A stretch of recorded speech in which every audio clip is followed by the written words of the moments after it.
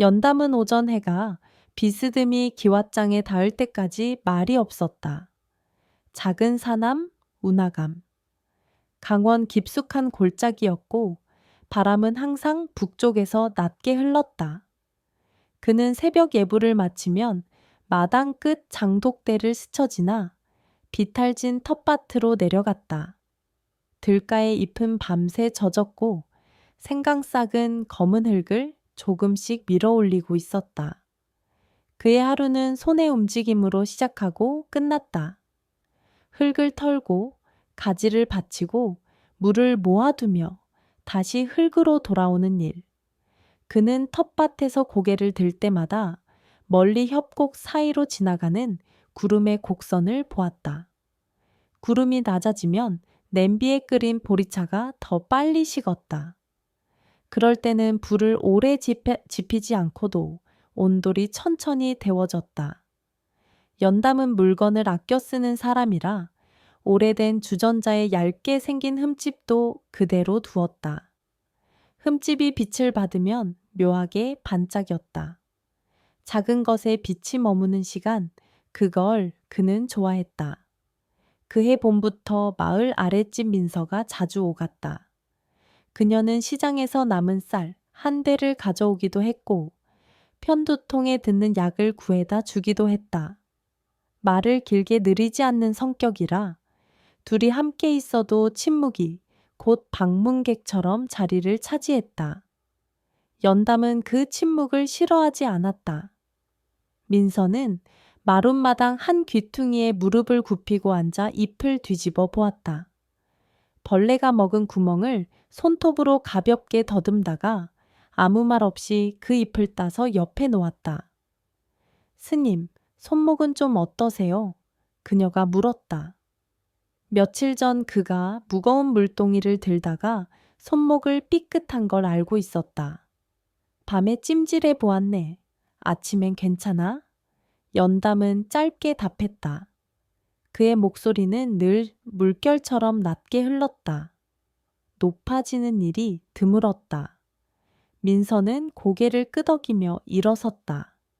돌아서기 전 그녀는 담장 너머 비탈을 한 번 더 훑었다. 시선의 끝이 잠깐 멈추었다가 아무 일도 없었다는 듯 장독대 옆으로 걸음을 옮겼다. 그녀가 보았을 그 방향에는 어젯밤 바람이 더 세게 불었다. 안 좋은 예감 같은 것이 잔향처럼 남았다. 그날 오후 부부가 찾아왔다. 조돈복과 신의 엿. 마을 축제를 후원한다는 명목으로 이름이 알려진 사람들이었다. 그들이 들고 온 것은 귤 한 상자와 포장지에 쌓인 차였다. 신발을 벗으며 돈복은 마당을 천천히 둘러보았다. 손가락 끝이 허공을 훑을 때마다 그의 시선은 흙의 경계, 오래된 기둥, 장독의 간격에 붙었다 떨어졌다. 스님, 마당이 참 넓네요. 여름엔 모임이라도 하면 좋을 것 같아요.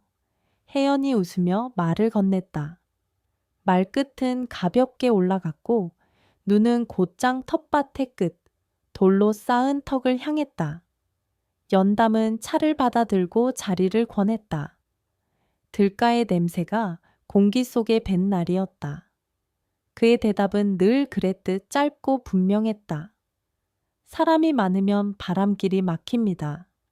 돈복은 미소를 거두지 않았다. 부부는 자주 그런 방식으로 말을 돌렸다. 다만 오늘은 질문이 조금 더 깊었다. 경계 표식은 여전히 그 자리에 있나요? 요즘 토지대장 정리한다고 하더군요.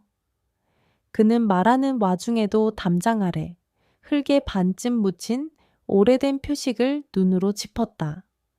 낡은 철판이 햇빛을 받자 희미하게 번들거렸다. 짧은 침묵이 지났다. 연담은 물을 따르며 고개를 들지 않았다. 잔에 떨어지는 물의 소리가 유난히 크게 들렸다. 돈복은 마치 우연한 듯 덧붙였다. 혹시 서류 정리할 일 있으면 우리 쪽에도 아는 사람이 있으니까요. 민서는 부엌에서 그 말을 들었다. 그녀는 손을 씻다 말고 문턱에 등을 기댔다. 단단한 옹기 뚜껑 2개가 나란히 햇볕을 마시고 있었다. 그 위로 그림자 한 줄이 길게 늘어졌다. 그림자는 바람이 멈출 때마다 더렷하게 모양을 돌려 보였다. 해가 기울 무렵 창고 근처에 낯익은 얼굴이 어슬렁거렸다. 백두였다. 예전부터 마을 자비를 도맡아 하던 사람이지만 요즘은 돈복과 더 자주 붙어 다녔다. 그는 스스로를 창고 지킴이라 불렀다. 연담이 쌓아둔 장작 더미를 힐끗 본 그는 별말 없이 지나갔다. 지나가면서 문고리를 한번 만져보는 버릇이 있었다. 닫혀 있는지 확인은 하는 척 고리를 천천히 들어보고 조심스럽게 내려놓는. 그날 밤 바람이 변했다. 골짜기 아래에서 소리가 올라왔다. 얇은 판자 사이로 스며드는 한기가 바닥을 타고 번졌다. 연담은 불씨를 조금 더 모아 아궁이에 넣었다. 불빛이 낮게 흔들렸다. 마룻장 아래에서 한번 짧은 긁히는 소리가 났다. 고양이일 수도 있었다. 아니면 나무가 수축하는 소리일 수도 있었다. 그러나 그 소리는 곧 멈추지 않고 2번째, 3번째 모습을 바꾸었다. 무언가의 발자국처럼 간격이 정확했다. 그는 문을 열고 마당으로 나왔다. 밤에 숨이 떨리는 듯 했다. 들가의 잎이 서로 부딪히며 낸 작은 소리들이 모여 얕은 파도를 만들었다. 멀리서 가을물이 낮게 흘렀다. 연담은 처마 끝에서 잠시 서 있었다.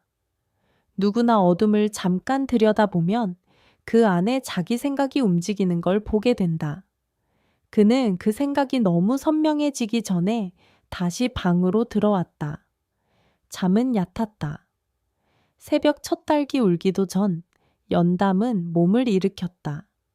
찬물을 받는 동안 그는 손등에 얇은 흉터를 문질렀다. 언젠가 장작을 옮기다 만든 상처였다. 오늘은 이상하게 그 자리가 미세하게 쑤셨다. 이런 날에는 흙이 조금 더 무거워진다. 그는 발소리를 줄이며 텃밭으로 내려갔다. 토양은 서늘했고 풀잎은 여전히 젖어 있었다. 연담은 생강줄기 옆에 잡초를 손으로 뽑다가 멈췄다. 흙 속에서 무언가가 미끄러지는 느낌이 있었다. 아주 가느다란 기척. 손을 뻗는 그의 그림자가 잎사귀 위로 길게 누워 있었다. 그 순간 초록빛 선 하나가 그림자를 가르듯 움직였다. 통증은 작게 시작했다. 바늘 끝 같은 것이 손목 안쪽을 툭 건드렸다. 그리고 아주 짧은 숨 사이에 그 바늘은 서서히 굵어졌다. 연담은 손목을 뒤로 젖히지 않았고 반사적으로 흔들지도 않았다. 그는 갑자기 커지는 감각 속에서 먼저 자신의 호흡을 붙잡았다. 숨을 얕게 그리고 일정하게. 그는 새끼줄로 손목을 느슨하게 감아 손을 심장보다 조금 높게 들었다. 초록빛 선은 풀숲으로 다시 사라졌고 들깨잎이 느리게 떨렸다. 민서. 그는 큰 소리로 부르지 않았다. 대신 방으로 돌아가 전화기를 찾았다. 오래된 기종이라 화면이 켜지기까지 잠깐이 걸렸다. 다행히 신호가 있었다. 그는 짧게 상황을 말했다. 손을 물렸네. 아마 산뱀 같아. 너무 심하진 않네. 하지만 오는 게 좋겠네. 민서는 잠에서 완전히 깨기도 전 신발을 집어들었다. 길은 아직 어둑했고 아랫마을로 내려가는 구불길에는 이슬이 깔려 있었다. 그녀는 커다란 가방에 압박보 붕대와 물병, 얇은 수건을 챙겨 들고 올랐다. 산등성이가 조금씩 밝아질 때 운하감의 기와도 서서히 빛을 받았다. 여기. 연담은 담벼락에 기대서 있었다. 얼굴빛은 크게 변하지 않았지만 입술이 조금 말라 있었다. 민서는 그의 손목을 살펴보았다. 두 개의 작은 표시, 그 사이가 아주 옅게 부었다. 심각한 상태는 아니어 보였지만 그건 눈의 판단일 뿐이었다. 그녀는 조심스럽게 붕대를 감고 손에 들어둔 물을 조금씩 입에 대어 주었다. 괜찮네? 연담이 말했다. 그러나 그의 목소리 끝에는 작은 떨림이 붙어 있었다. 민서는 그 떨림을 보지 못한 척했다. 대신 그를 부축해 차로 향했다. 부축하는 동안 마당 끝 장독대에서 햇빛이 반사되어 짧은 섬광이 번졌다. 그 섬광은 잠깐 눈을 간지렸고 사라졌다. 이상하게도 그 짧은 빛 이후로 마당의 모든 것이 너무 선명하게 보였다. 닫힌 방문, 눌린 발자국, 그리고 창문 틀에 남은 작은 먼지의 흐름까지. 내려가는 길은 생각보다 길었다. 급한 내리막에서 타이어가 작은 돌을 몇 번 튕겼다. 민서는 속도를 크게 올리지 않았다. 연담은 옆자리에 앉아 창밖을 보았다. 소나무 가지 사이로 한 줄기 햇살이 똑바로 박혀 있었다. 그 햇살은 움직이지 않는 듯 했지만 차가 코너를 돌 때마다 조금씩 각도를 바꾸었다. 세상은 흔들리되 빛은 흔들리지 않았다. 그는 그런 것들을 고요히 바라보았다. 숨, 일정하게요. 민서가 말했다. 그는 그대로 했다. 손목은 더 이상 욱신거리지 않았다. 대신 팔꿈치 위쪽에서 둔한 묵직함이 올라오고 있었다.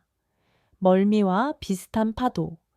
그는 그 파도를 세었다. 하나, 둘, 셋. 세 번째가 올 때마다 파도는 이전보다 조금 낮았다. 그건 좋은 신호였다. 군청 근처의 보건지소는 이미 문이 열려 있었다. 계단 앞 평상에 신문이 한 장 펼쳐져 있었고 담배꽁초가 깡통 안에 반쯤 묻혀 있었다. 민서는 차를 세우며 간호사를 불렀다.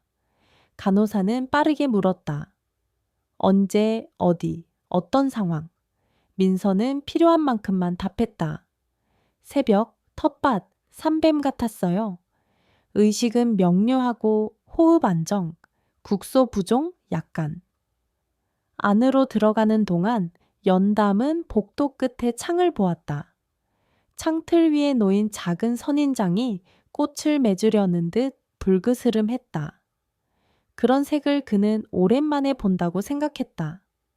그의 머릿속 어딘가에서 장독대 위의 반짝임이 다시 짧게 스쳤다. 그리고 또 하나의 그림자.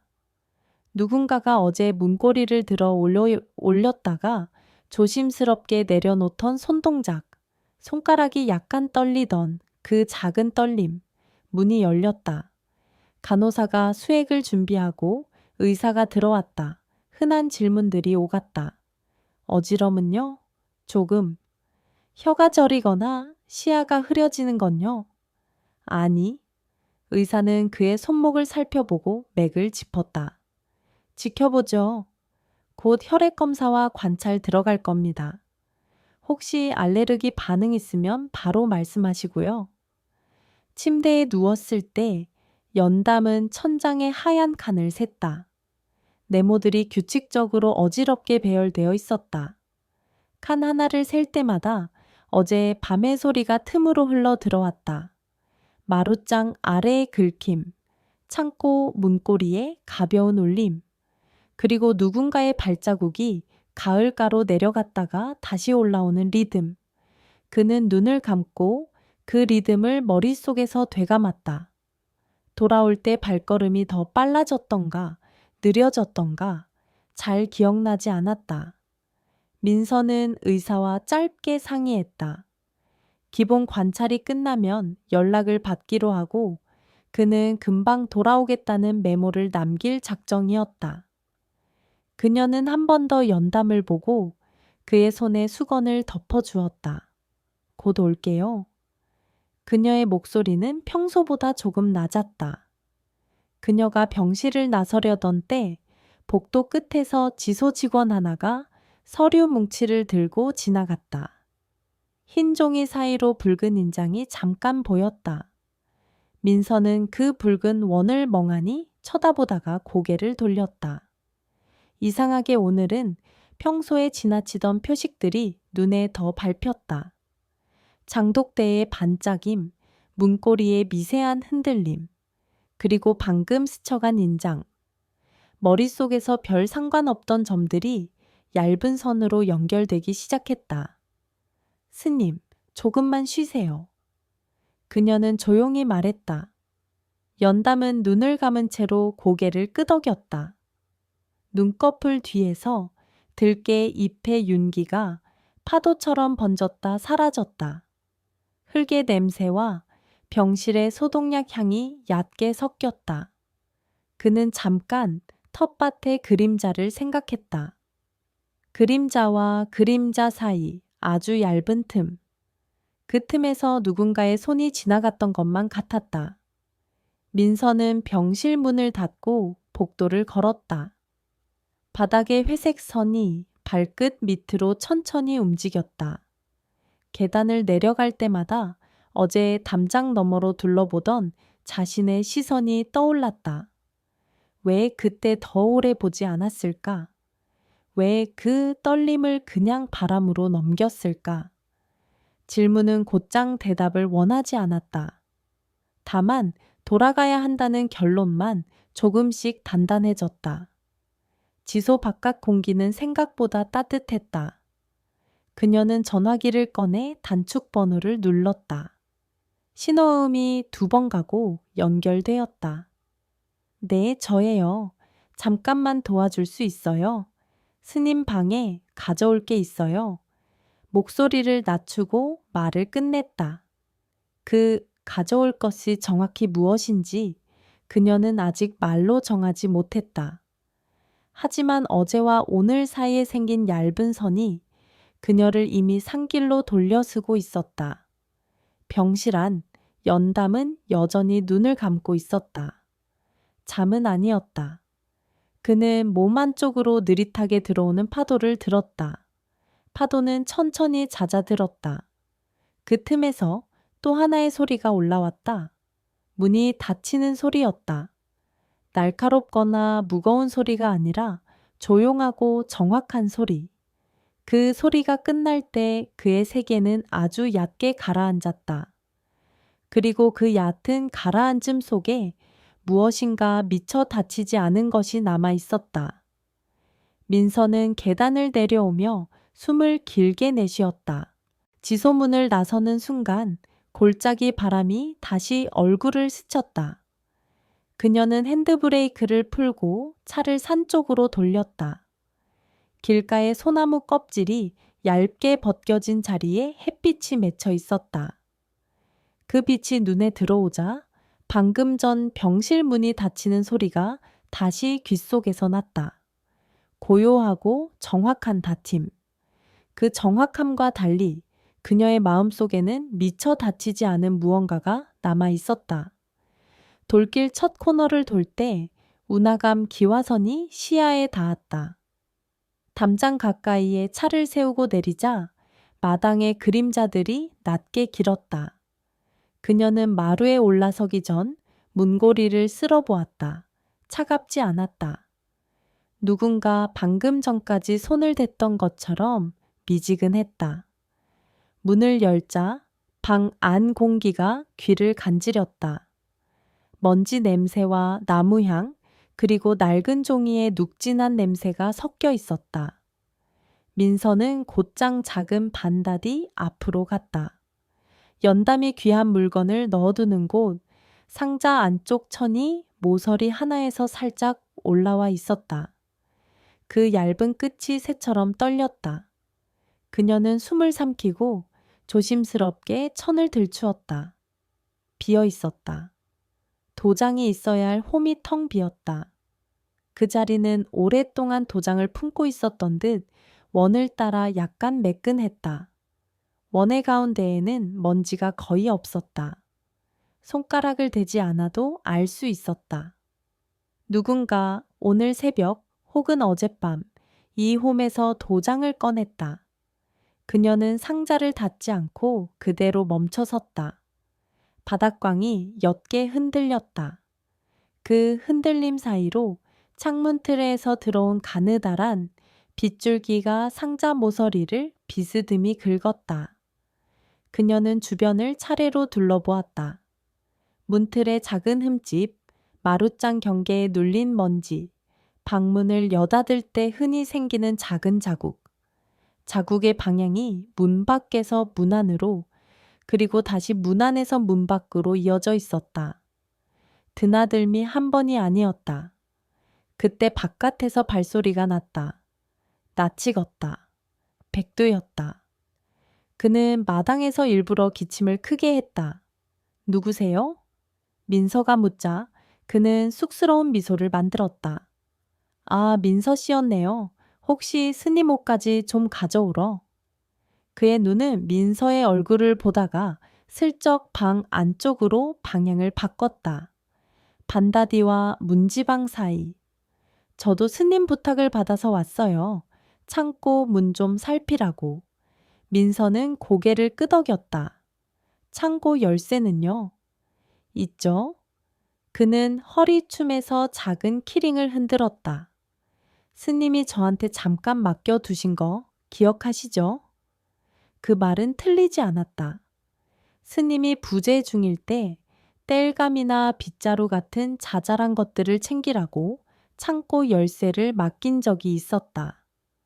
그러나 그가 열어야 하는 문과 열지 말아야 하는 문 사이에는 분명한 선이 있었다. 백두는 그 선을 기억하는 사람일까? 아니면 기억하지 않는 척하는 사람일까? 민서는 가볍게 웃으며 물러섰다. 그럼 창고 먼저 보세요. 저는 이쪽 정리하고 내려갈게요. 그녀는 시선을 그의 손동작에 가만히 얹었다. 백두는 마당을 가로질러 창고로 갔다. 발뒤꿈치가 흙을 살짝 들어 올리고 그 흙이 다시 제자리로 가라앉는 데까지 약간의 시간이 걸렸다. 그 사이 민서는 반다디 안쪽을 다시 확인했다. 도장은 없었다. 대신 봉투 하나가 남아 있었다. 누렇게 바랜 봉투, 모서리에 사본이라고 푸른 펜으로 적혀 있었다. 봉투 안에는 종이 2장이 들어 있었다. 하나는 재단 설립 허가, 공문 사본, 다른 하나는 이사짐 명단과 규약 요약이었다. 운학공익재단, 간단한 이름. 이사장 자리는 비어 있고 유보된 채로 공동체 추천으로 명시되어 있었다. 이 사진에 들어간 사람들의 이름은 조용했다. 마을 노인회에서 오래 봉사한 노인, 산 아래 작은 서점 주인, 보건지소 간호사 1명. 화려한 이름이 아니었다. 민서는 종이의 활자 사이에서 연담의 목소리를 들었다.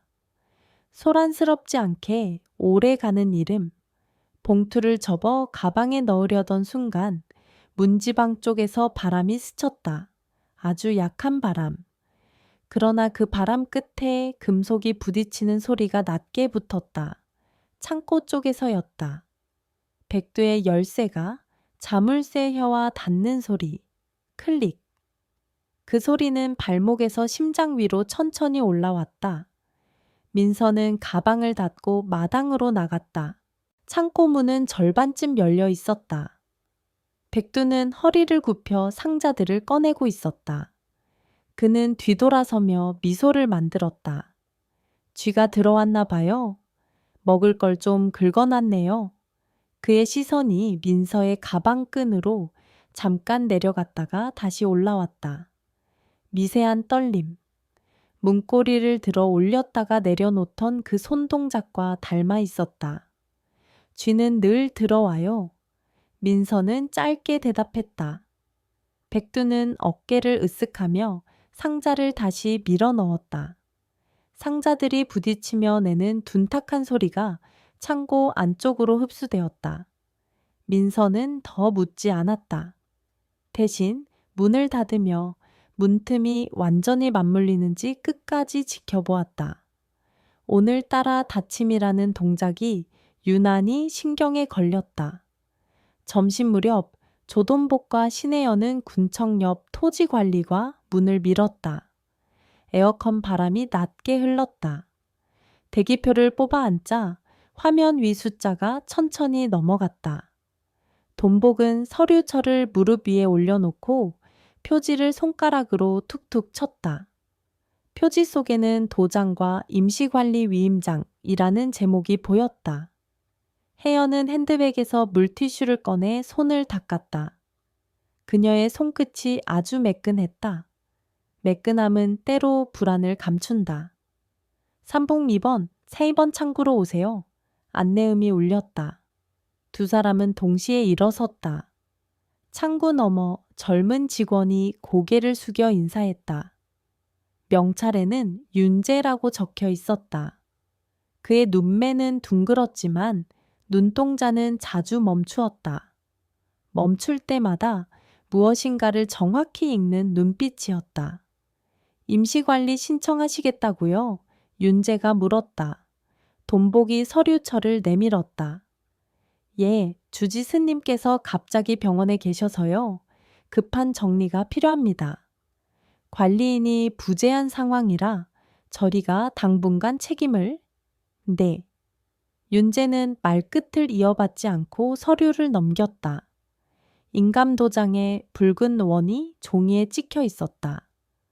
원의 테두리는 선명했고 가운데 글씨는 조금 번져 있었다. 목재 기름이 잔뜩 먹은 도장의 흔적. 그는 서류를 뒤집어 인후 보증, 첨부 목록, 위임 범위를 순서대로 확인했다. 한 장을 넘기다가 손가락이 잠깐 멈췄다. 법인 관련 서류는 함께 가져오셨나요? 최근 등기부등본이나 정관 같은 건요? 혜연이 답했다. 법인이요? 절은 종교시설이지요. 관리 편의상 저희가 당분간 돕는 겁니다. 이건 스님 도장도 있고요. 윤재는 고개를 가볍게 갸웃했다. 화면을 몇 번 두드렸다. 잠시만요. 그의 눈동자가 모니터 오른쪽 아래 여러 번 머물렀다. 내부 시스템의 카드가 하나둘 열리는 소리처럼 키보드 소리가 일정했다. 표정은 크게 바뀌지 않았다. 다만 눈동자의 멈춤이 이전보다 조금 길어졌다. 여기 등록상엔요. 그가 천천히 말했다. 해당 토지와 건물이 운학공익재단 명의로 되어 있네요.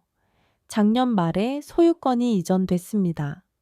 사용 목적과 관리 규약이 함께 등재되어 있고요. 순간 돈복의 눈썹이 아주 얕게 올라갔다.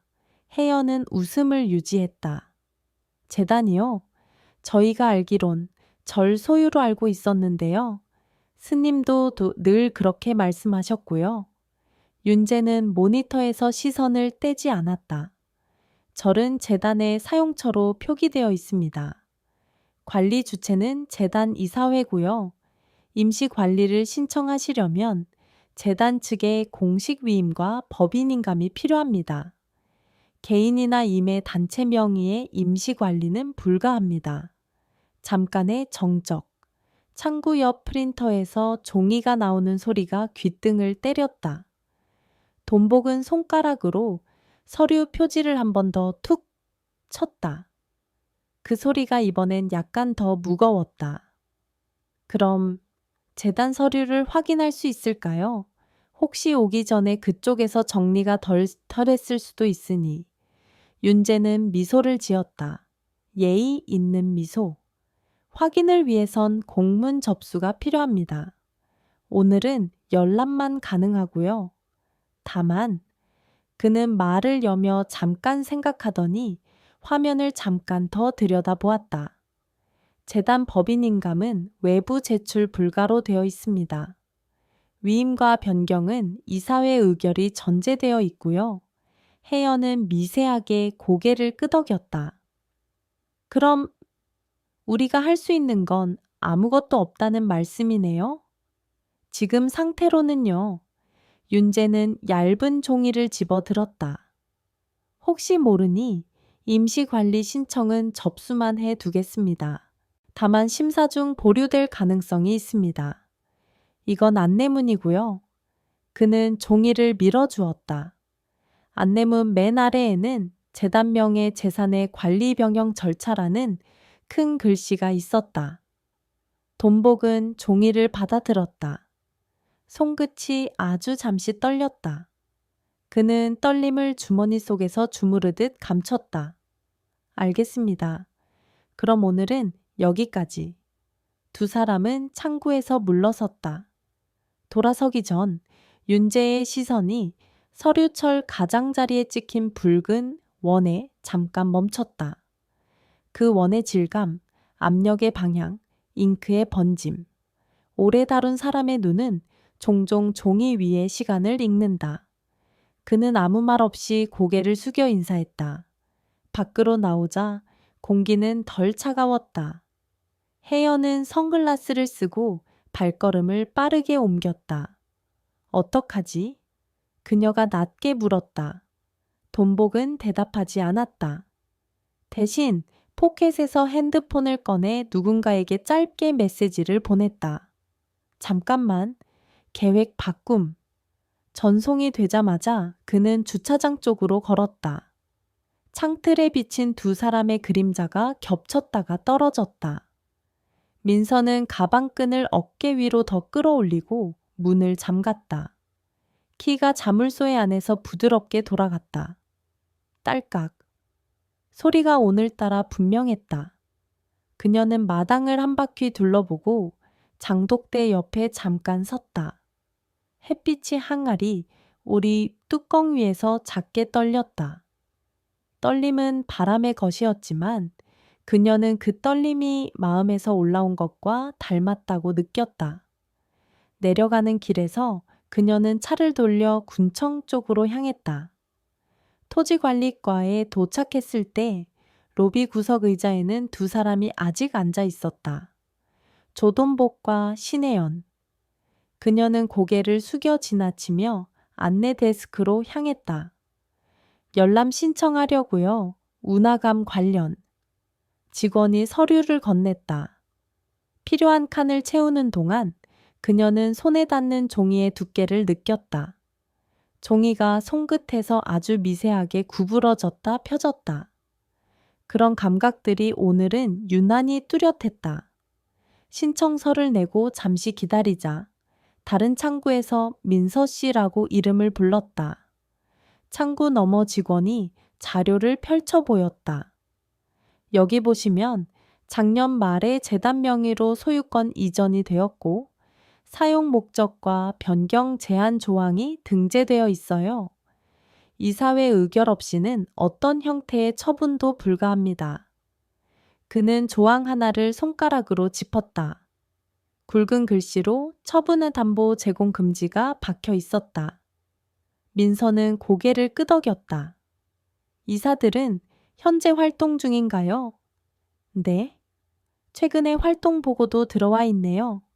재단 쪽 연락망은 여기. 직원이 작은 쪽지를 건넸다. 쪽지에는 대표 연락처가 깔끔한 글씨로 적혀 있었다. 민서는 쪽지를 가방에 넣었다.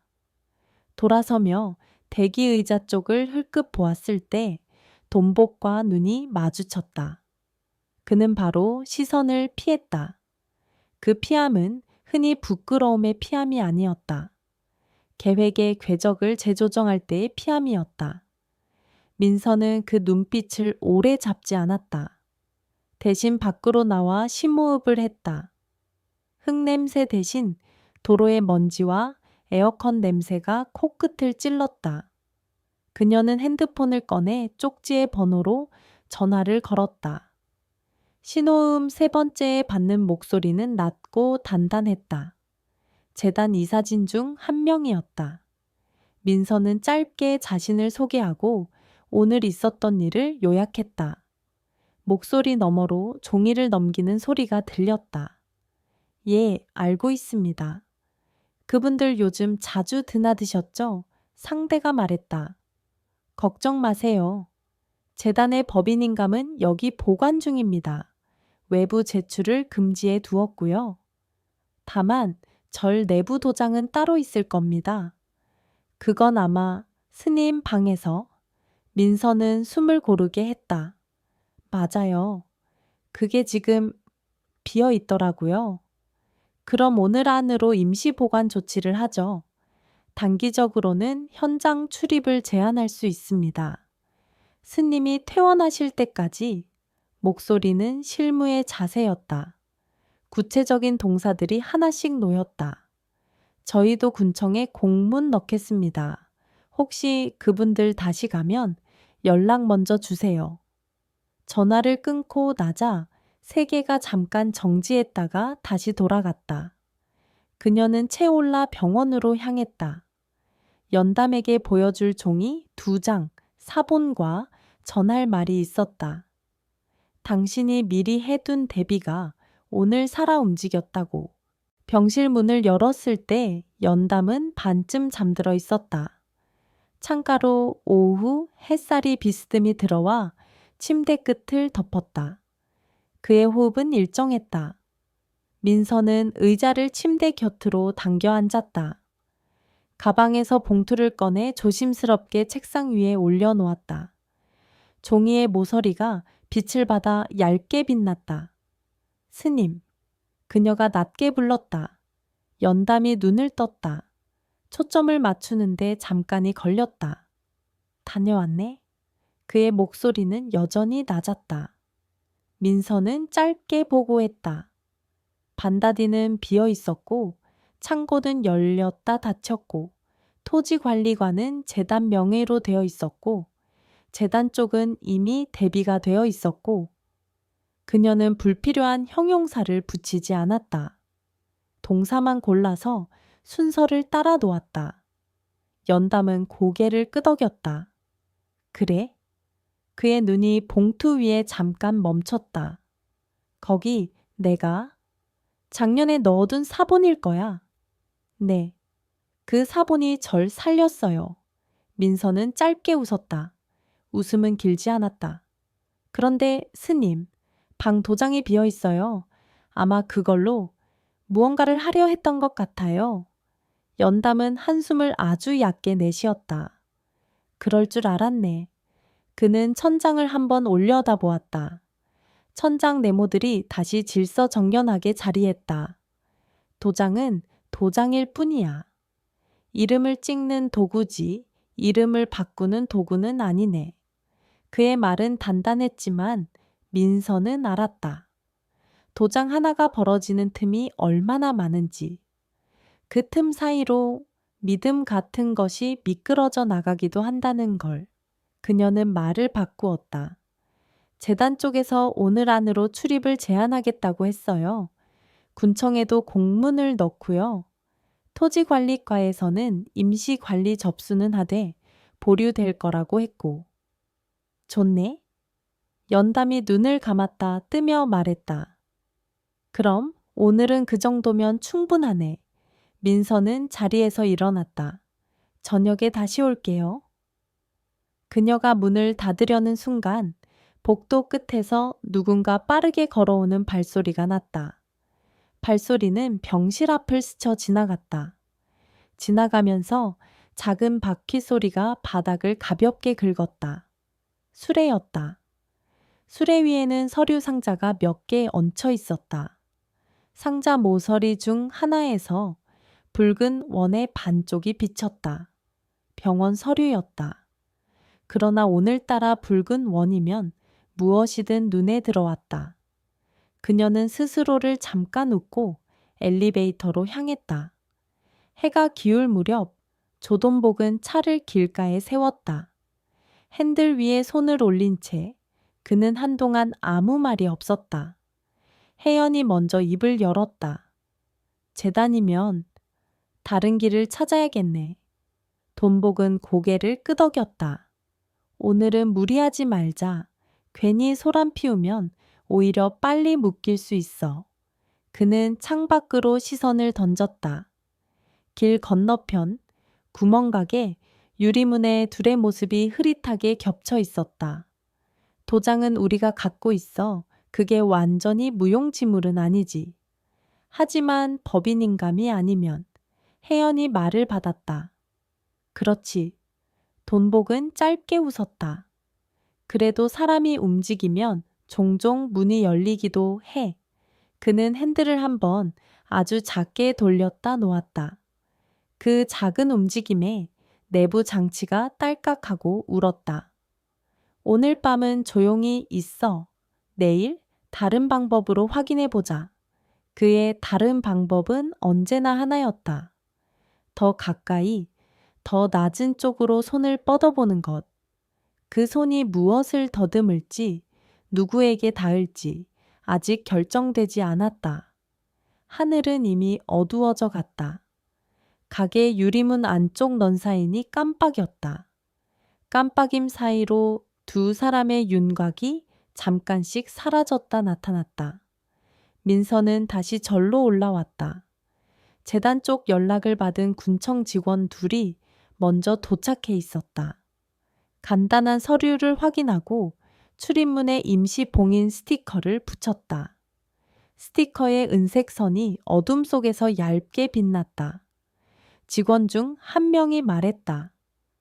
혹시 오늘 밤 필요하면 이 번호로 전화 주세요. 순찰이 한번 돌 겁니다. 직원들이 내려간 뒤 절은 다시 고요해졌다. 민서는 마당 한가운데에 서서 천천히 회전을 했다. 어디에도 사람 그림자가 없었다. 그러나 고요가 너무 두꺼울 때 사람은 그 두께에서 기척을 듣는다. 그녀는 부엌으로 들어가 전등을 켰다. 노란 불빛이 싱크대에 내려앉았다. 물을 받아 컵을 헹구다가 잠깐 멈췄다. 창문 밖 장독대 표면에서 어두운 무늬가 움직였다. 바람일 수도 눈의 피곤함일 수도 있었다. 그녀는 창문을 닫고 빗장을 걸었다. 방으로 돌아와 반다디 앞에 앉았다. 사본은 이미 병원에 전했고 남은 것은 비어있는 홈이었다. 그녀는 홈 위에 손바닥을 얹었다. 나무의 결이 송금과 교차했다. 교차점마다 오래된 시간의 결이 묻어났다. 그 시간 위에 오늘의 얇은 금이 하나 생겼다. 그 금이 내일 더 벌어질지 아니면 스스로 막을지 지금으로선 알 수 없었다. 문 밖에서 작은 소리가 났다. 아주 가볍게 금속이 닿는 소리. 그녀는 숨을 멈추고 귀를 기울였다. 한 번, 그리고 다시 한 번. 문고리였다. 누군가 문고리를 들어 올렸다가 조심스럽게 내려놓았다. 소리는 길지 않았다. 그러나 그 짧음이 오히려 마음을 붙잡았다. 그녀는 자리에서 조용히 일어나 발소리를 감추며 문으로 다가갔다. 손이 문틀에 닿았을 때 바깥 소리가 멈췄다. 잠깐의 정적. 그리고 아무 일도 없었다는 듯 바람이 지나갔다. 들가의 잎이 어둠 속에서 서로 부딪혔다. 민서는 문을 열지 않았다. 대신 문 안쪽의 빗장을 한 번 더 눌러보았다. 제대로 걸렸다. 그녀는 마루에 앉아 등을 문에 기대었다. 그 자세로 한동안 움직이지 않았다. 몸의 긴장이 아주 천천히 내려갔다. 내려가면서 오늘 하루가 조용히 정리되는 느낌이 들었다. 어둠 속에서 그녀는 생각했다. 내일은 토지관리과에 다시 들를 것이다. 재단과도 만나 당분간의 수습을 확정할 것이다. 그리고 아마도 그들 역시 다시 움직일 것이다. 문고리가 오늘 밤에는 들렸다 내려갔지만 내일은 더 세게 들어 올려질 수도 있다. 문 뒤에서 아주 약한 바람이 또 한 번 스쳤다. 빗장이 가볍게 떨렸다 멈췄다. 민서는 눈을 감았다. 귓속에 들려오는 소리들이 하나씩 멀어졌다. 가을의 낮은 흐름, 들가의 잎의 마찰, 멀리서 차가 지나가는 타이어 소리. 마지막으로 아주 멀리서 계단 하나를 오르는 발소리 같은 것이 들렸다가 사라졌다. 밤이 완전히 내려앉았다. 마당에 그림자들이 한 덩어리로 모였다 흩어졌다. 그녀는 문에 기댄 채 한 문장만을 마음속에 놓았다. 지금 이 빗장은 오늘을 닫을 만큼만 단단하면 된다. 그리고 내일 다시 열어야 할 문이 있을 것이다. 오늘은 여기까지.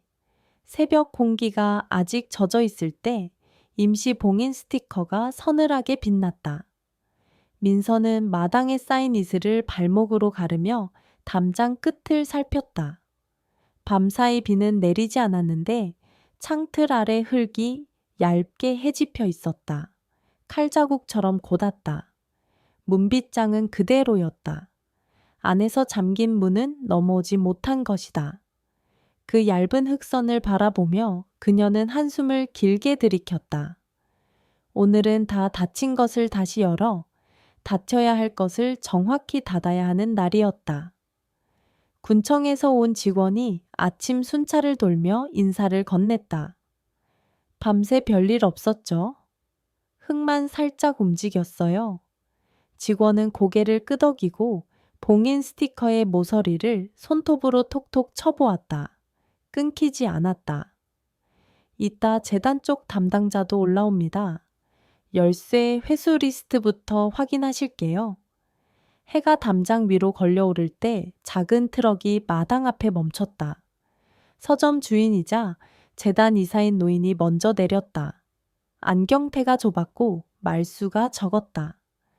그 뒤를 간호사가 따랐다.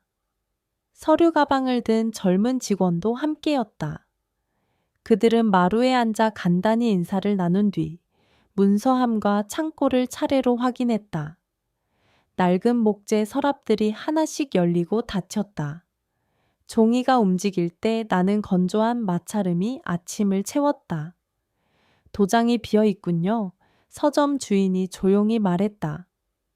예, 민서가 답했다.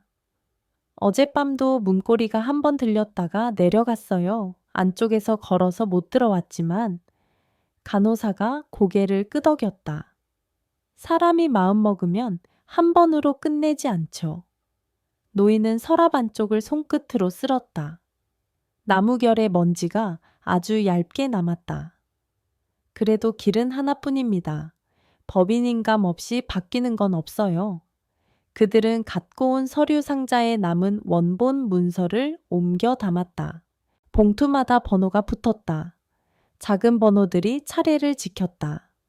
노인은 마지막 상자를 닫고 고무줄을 걸었다. 이건 신의 금고에 넣어두겠습니다. 스님이 돌아오실 때까지. 순간 마당 끝에서 자동차 소리가 났다. 올라오지는 않고 멀리서 방향만 바꿔 내려가는 소리였다. 바퀴가 자갈을 2번 튕겼다. 민서는 고개를 들지 않았다. 대신 장독대 뚜껑 위를 스쳐가는 햇빛의 떨림을 지켜보았다. 어제와 같은 떨림이었지만 오늘은 모양이 달랐다. 떨림이 아니라 마음이 잦아드는 쪽으로 천천히 옮겨가는 모양.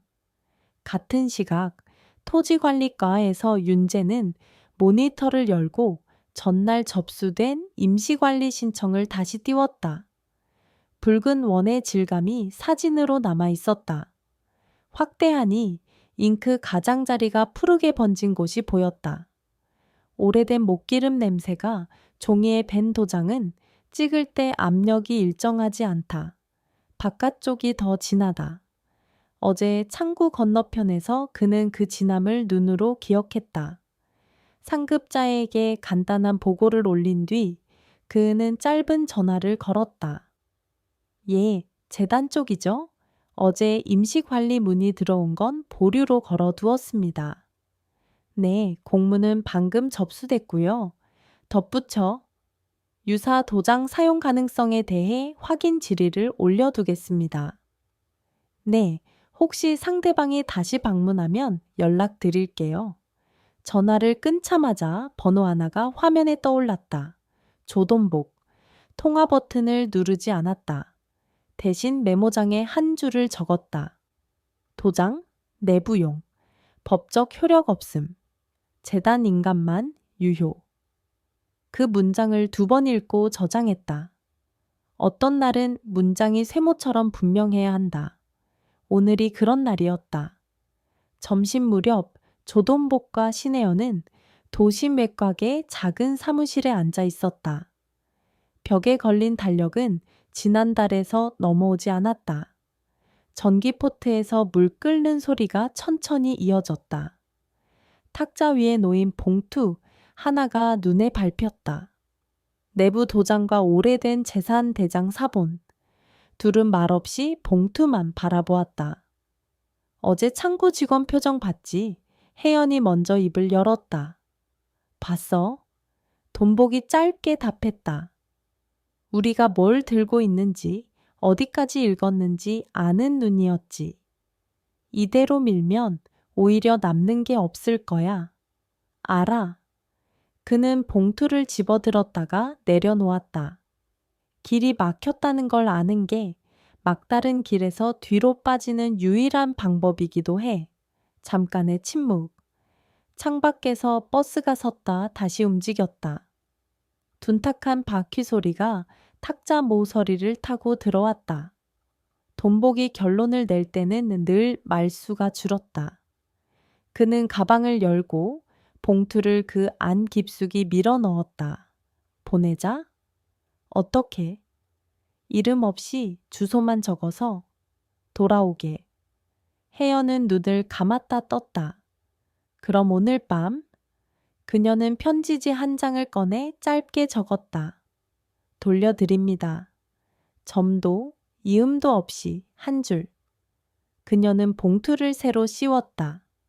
모서리를 손톱으로 눌러 접었다. 종이는 작은 산처럼 각을 세웠다가 곧 다시 평평해졌다. 오후에 다시 병원으로 간 민서는 복도 끝 커튼 뒤에서 의사가 차트를 정리하는 걸 기다렸다. 연담은 의식이 맑았고 부종은 더 이상 올라오지 않았다. 오늘 밤만 더 보고 내일 퇴원하시죠. 의사가 말했다. 무리가 아니면 가벼운 일상부터. 감사합니다. 민서는 고개를 숙였다. 돌아서려다 말고 그녀는 조심스럽게 덧붙였다. 혹시 다음 주쯤 지역 순찰 일정이 있으면 공유받을 수 있을까요? 절에 잠시 출입 제한이 걸려서요. 의사는 미소 지었다. 간호사실에서 연락드릴게요. 병실로 들어가자 연담이 고개를 돌렸다. 눈빛은 전보다 가벼웠다. 민서는 의사의 말을 전하고 재단이 문서들을 옮겼다는 소식도 알렸다. 오늘 밤 순찰도 한 번 돌 거예요. 연담은 한동안 침묵했다. 말이 없어도 그의 얼굴은 움직였다. 이마에 얇은 주름이 잠깐 솟았다가 사라졌다. 민서? 네? 사람이 믿는 건 이름이 아니라 손길이더군. 그 말이 병실 공기 속으로 내려앉았다. 민서는 고개를 끄덕였다. 그래서 손길을 모으고 있어요. 그녀는 가방에서 작은 수첩을 꺼냈다. 송을씨로 오늘 있었던 일들이 적혀 있었다. 봉인, 재단, 토지관리과, 전화, 순찰. 그는 그 글씨를 잠깐 훑어보고 수첩을 닫아 돌려주었다. 충분하네. 창밖으로 구름이 느리게 흘렀다. 오후 빛이 병상 위로 길을 냈다. 연담은 그 길을 따라 눈을 감았다. 눈꺼풀 안쪽으로 텃밭의 초록이 번졌다. 초록 속에 아주 가는 선이 있었다. 어제 새벽 그의 손목을 가르던 선. 그는 그 선을 두려움으로 떠올리지 않았다. 선은 그냥 선일 뿐이었다. 방향을 알려주고 멈춰야 할 지점을 표시해주는. 사람의 마음에도 그런 선이 하나쯤 필요하다. 넘지 않기 위해서가 아니라 돌아오려고. 해가 산등성이를 넘어갈 때 운하감 마당에 작은 소포 하나가 도착했다. 경비업체의 기사였다. 주소만 있어서요. 받는 분 성함은 없네요. 민서는 기사와 함께 봉투를 확인했다. 백색 등기 스티커에 굵은 글씨로 절 주소만 적혀 있었다. 서늘한 예감이 등줄기를 타고 내려갔다. 그녀는 봉투의 무게를 손으로 가늠했다. 무게는 작았다. 하지만 종종 작은 무게가 가장 많은 일을 한다. 마루에서 봉투를 열 때 재단 노인과 간호사가 옆에 섰다. 내부에서 낯익은 가죽 케이스가 나왔다. 문틈을 지나온 듯한 냄새, 케이스를 열자 내부 도장이 제자리에 누워 있었다. 그 아래에는 노란 종이 한 장, 돌려드립니다. 글씨는 비슷했지만 분명히 다른 사람의 손이었다. 누군가는 표정을 숨기고 누군가는 떨림을 숨겼다. 떨림이 더 많은 걸 말해줄 때가 있다. 노인은 눈썹을 잠깐 올렸다 내렸다. 자, 자리는 돌아왔습니다. 그는 도장을 다시 비어있던 홈 올려두었다. 나무 결과 원형이 맞닿으며 내에는 아주 얕은 소리. 그 소리는 오래 듣던 발걸음이 집 안으로 들어올 때와 닮아 있었다. 간호사가 봉투 안쪽을 다시 확인하다가 얇은 공책 하나를 꺼냈다. 재산대장 사본이었다. 모서리가 조금 찢어졌지만 내용은 온전했다. 그녀는 공책을 덮으며 말했다. 오늘로 당분간 정리할 건 다 정리됐네요. 민서는 안도의 숨을 누르며 고개를 끄덕였다. 그러나 마음 한쪽에는 여전히 얇은 선이 남아 있었다. 선이 사라졌다는 착각이 가장 위험하다. 선은 눈으로 보는 게 아니라 귓속으로 듣는다. 뭉이오리의 미세한 울림, 먼지가 눌리는 방향, 잉크의 번짐. 그런 것들이 다시는 소란이 되지 않도록 해야 할 몫이 있었다. 그날 밤 봉이는 그대로 두고 문서는 금고로 내려갔다. 마당에는 아무도 남지 않았다. 민서는 문 앞에 서서 마지막으로 빗장을 눌러보았다. 손바닥에 닿는 차가운 금속이 딱 맞게 자리 잡았다. 오늘은 여는 일보다 닫는 일이 더 중요했다. 닫아야 내일 열 수 있으니까. 다음 날 아침 연담은 퇴원 수속을 밟았다. 병원 복도는 주말에 느린 속도로 움직였다. 민서는 계산을 마치고 그는 천천히 걸음을 옮겼다. 계단참 창문에 걸린 낡은 화분이 작은 꽃을 터뜨리고 있었다. 둘은 그 꽃 앞에서 잠깐 멈췄다. 색이 진하네. 연담이 말했다. 이런 날에는 진한 게 좋아요. 민서가 받아 말했다. 차가 산길을 오를 때 구름 그림자가 반복해서 앞유리를 스쳤다. 멀리서 운하감의 기와가 보였다. 담장 앞에서 차가 멈추자 재단 노인과 간호사가 마중을 나왔다. 인사가 길지 않았다. 긴 인사는 일이 남았다는 뜻일 때가 많다. 오늘은 일보다 숨이 먼저였다. 방 안 공기는 여전히 나무 향을 품고 있었다. 연담은 자리에 앉기도 전에 텃밭으로 발길을 돌렸다. 들가의 잎이 햇살에 젖어 있었다. 생강싹이 밤새 조금 더 올라왔다. 그는 허리를 굽혀 손끝으로 흙을 만졌다. 흙은 어제보다 덜 차가웠다. 그 온도는 사람이 집에 돌아왔다는 사실을 조금 늦게 알아차린 흙의 온도였다. 마루에 둘러앉아 간단한 차를 나눴다. 노인은 문서 정리 상황을 짧게 보고했다. 원본은 금고에, 사본은 여기 별도함에, 출입 열쇠는 목록대로 회수했고요. 창고 키는 군청 보관으로 돌렸습니다. 스님 방 열쇠는 백두 씨가 방금 돌려놓고 갔어요. 그가 왔습니까? 민서가 물었다. 네. 말은 별로 없었죠. 간호사가 덧붙였다. 하지만 손이 떨리지 않았어요. 연담은 조용히 고개를 끄덕였다. 그럼 됐습니다. 사람을 풀어주는 일은 단순하지 않다. 풀어주려면 먼저 묶여 있어야 하는데 어느 쪽이 어느 쪽을 묶었는지 알기는 어렵다. 연담은 차잔을 들어 한 모금 마셨다. 차가 목을 지나갈 때 가슴 안쪽이 한 번 맑게 울렸다. 그 울림이 사라질 때까지 그는 말을 아꼈다. 정리가 끝날 즈음 조돈복과 신혜연이 담장 밖 길목의 모습을 드러냈다. 재단 노인이 자리에서 일어나 마당 가운데까지 나갔다. 둘은 담장 안으로 들어오지 않았다. 멀리서 목례만 했다. 노인은 같은 거리에서 고개를 끄덕였다. 목소리는 바람에 실려 가볍게 흔들렸다. 도장은 돌아왔습니다. 길이 하나뿐이니 그 길을 아시겠지요? 돈복이 대답했다. 압니다. 사람이 하는 일은 돌아올 때가 있습니다.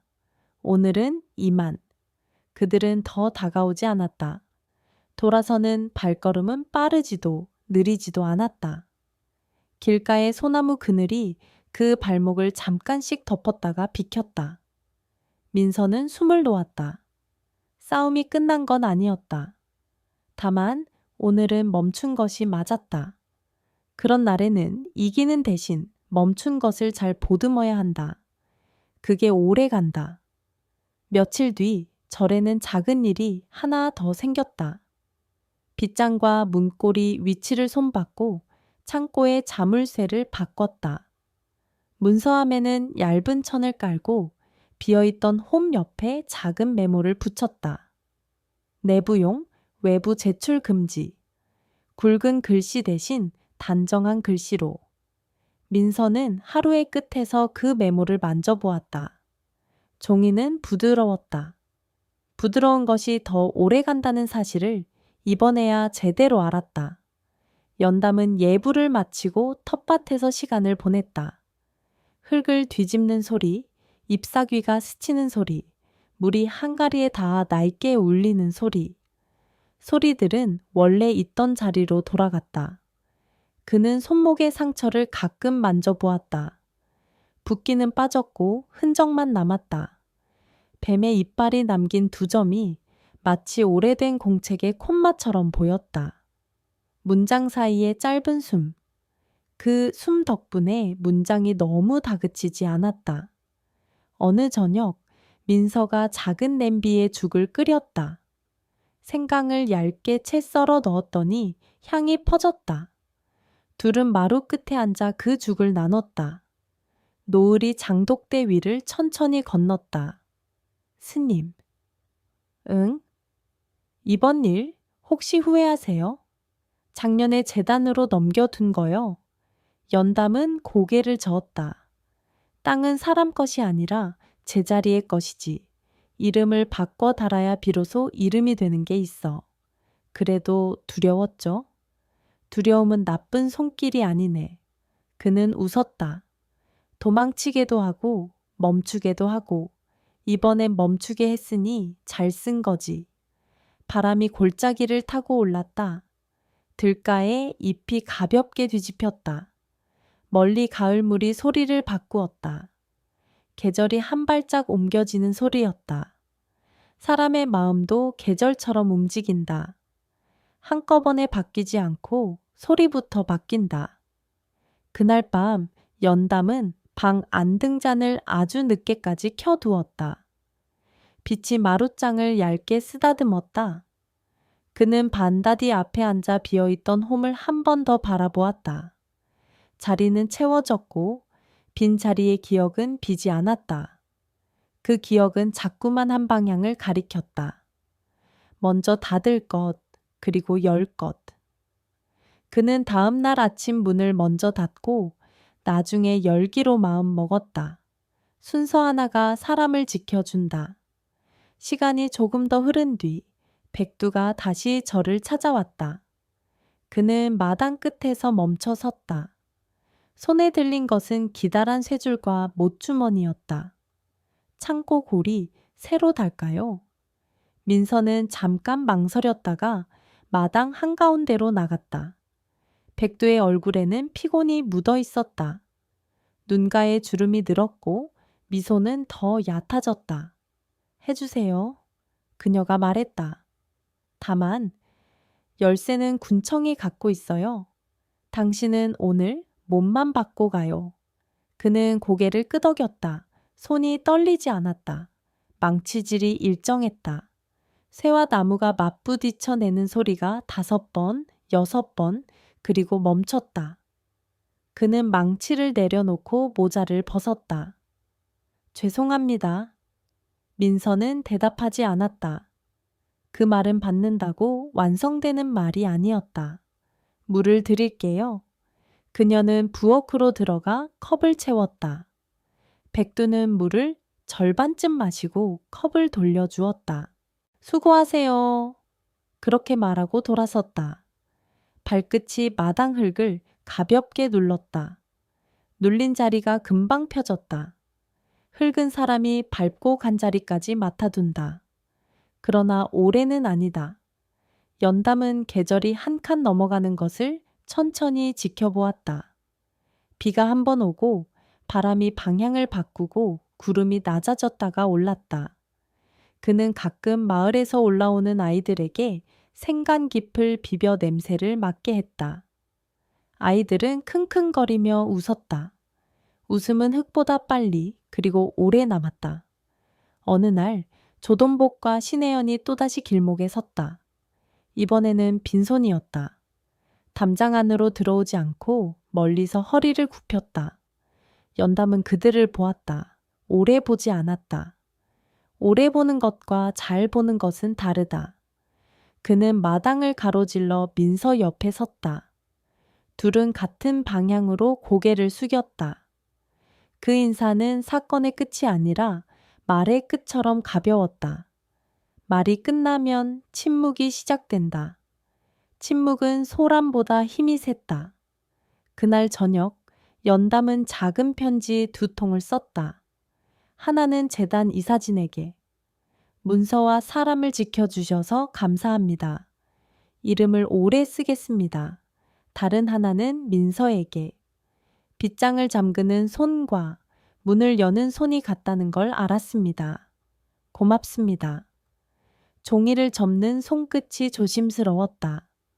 조심스러움은 약함이 아니라 오래 가려는 마음의 모양이었다. 편지를 마루에 올려두고 그는 텃밭으로 내려갔다. 흙은 해질녘 색을 띠었다. 들가에 잎 하나를 따서 손바닥에 올려놓았다. 빛이 인맥을 통과했다.